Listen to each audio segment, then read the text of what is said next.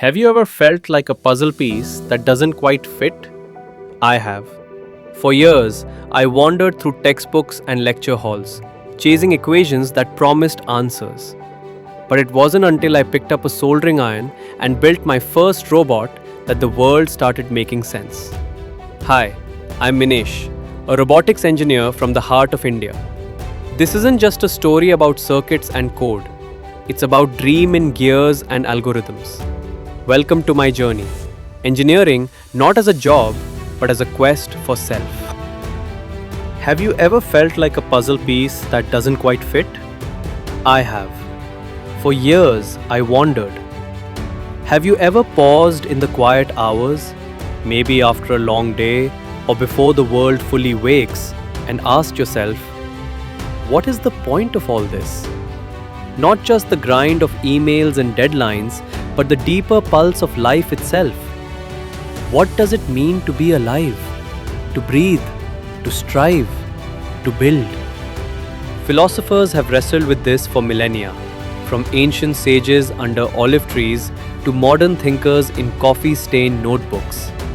But perhaps the truest mirror for this eternal question isn't found in dusty tomes or starry skies. It's in the forge of our daily work, in the profession that claims our hours, our sweat, our dreams.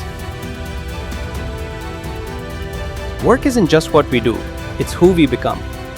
Aristotle called it eudaimonia, flourishing, a life of virtue realized through purposeful action. He saw work not as drudgery, but as the clay from which we sculpt our souls. Imagine the blacksmith at his anvil, each strike not merely shaping metal, but echoing the rhythm of his own becoming. Or the artist lost in canvas strokes, where every brush whispers, "This is my mark on the void." In these moments, work transcends the ledger of paychecks and promotions. It becomes a philosophy in motion, a quest to answer through creation the riddle of existence. Yet, let's not romanticize too quickly. For every soul ignited by passion, there are legions weighed by chains. Karl Marx spoke of alienation, that cruel divorce where the laborer stares at the fruit of their toil, a widget on an assembly line, a report filed into digital oblivion, and sees not their essence but a stranger's profit. What is life? One might whisper in the dim factory glow. If my hands build empires, I can never enter. Here, the philosophical question sharpens to a blade. Does work liberate us, or does it eclipse the very light we seek? In boardrooms of glass and steel, or cubicles humming with fluorescent doubt, we confront the shadow self, the one that clocks in at 9 but dreams of mountains unclimbed, stories untold.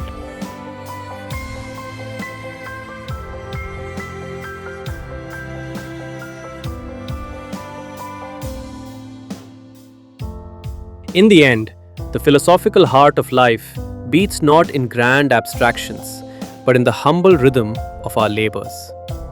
Work is our arena, our canvas, our confessional. It holds the mirror to our deepest yearnings, to matter, to connect, to leave echoes after we're gone.